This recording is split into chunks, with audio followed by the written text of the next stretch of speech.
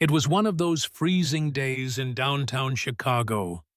Gray skies, people rushing past, eyes down, pretending not to notice anything that might slow them down. And there he was, a little boy, maybe 6, sitting on the sidewalk with blood trickling down his knee, crying so hard his whole body shook. Nobody stopped. Not one person even looked. Now, I hadn't eaten in almost 2 days. My coat was barely holding out the wind, and my legs were sore from walking since sunrise. But something about his cry, it broke right through my hunger, my pride, my survival instincts.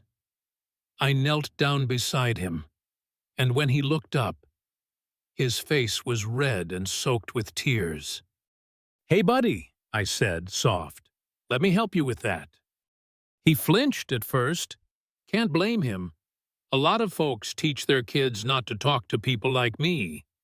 But I stayed gentle, pulled out the only clean thing I had, a white handkerchief I traded a meal for at the shelter a few nights before, pressed it to his knee and tied his shoelace, which is probably what tripped him in the first place. "My name's Milo," he said between hiccups. "I was chasing the birds." "Well, I'm Zara," I said, trying to smile through cracked lips. "You gotta be careful, Milo. These fancy sneakers deserve better than a scuffed-up knee."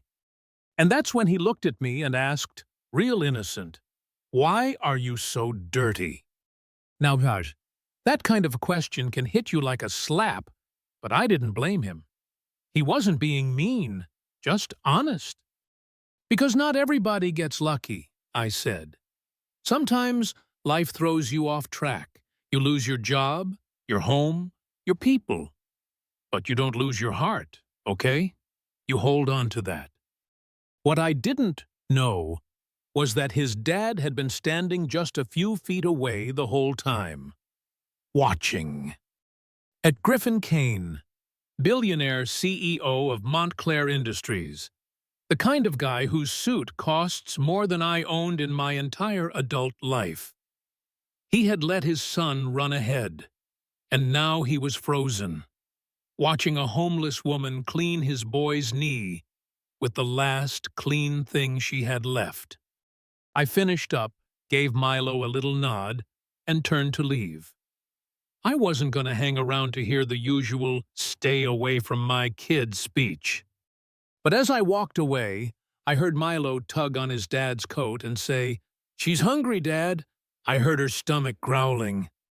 That hit me harder than anything. I kept walking, face burning, didn't dare turn around. 3 days later, the shelter I used to crash at got shut down. Some cops said, "emergency repairs," but we all knew what that meant. There was a fancy event coming, and they didn't want folks like us cluttering the sidewalks. As I packed up what little I had, 2 shirts, a cracked compact mirror, a journal I used to keep notes on job rejections, this social worker named Marcus handed me a card.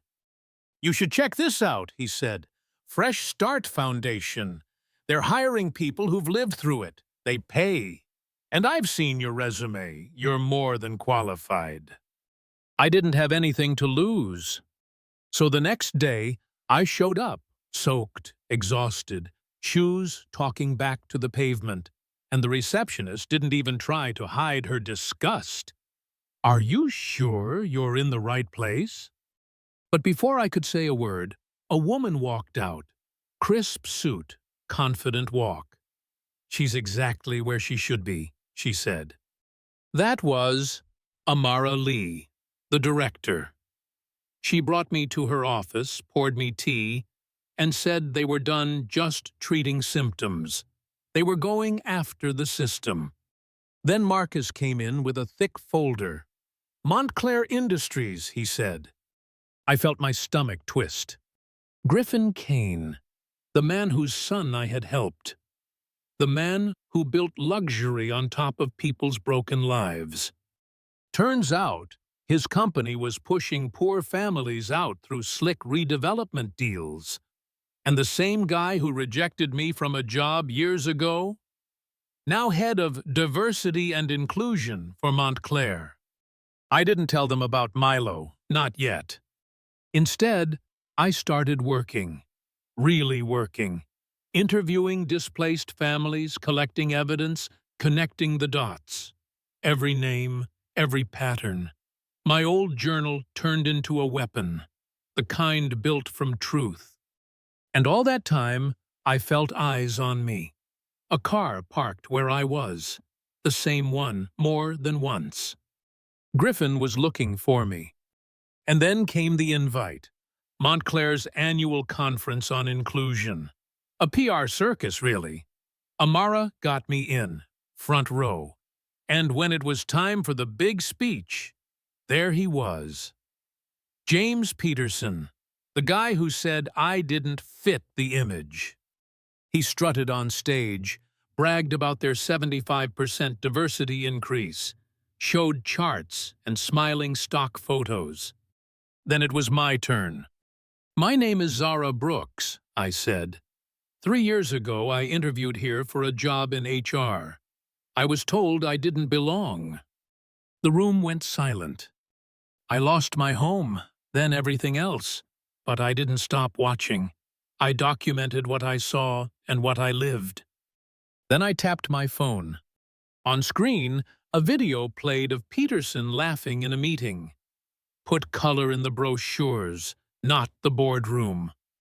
Another, hire enough to meet quotas, not enough to matter. Peterson turned white, tried to shout over me. I just said, I have full recordings, and numbers, and names. Then Griffin stood up, and I braced for it, the shutdown, the denial. But instead, he walked on stage, looked straight at the crowd. I take full responsibility, he said, not just as a CEO, as a man who turned his back on reality. He fired Peterson, right there, in front of everyone. Then he turned to me. Miss Brooks, he said, you reminded me what real courage looks like. Later, backstage, he found me again, said, my son. He still talks about the scarf lady. You changed something in him and in me. Months later, I became Montclair's Director of Social Impact. The shelter that was shut down, we rebuilt it with housing, training, guaranteed jobs.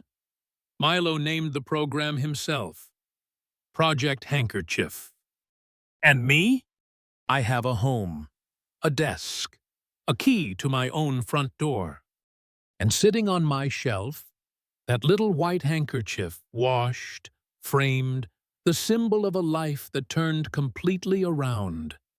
On my 1-year anniversary, Griffin and Milo gave me a new one, clean, folded with a note, for the next beginning.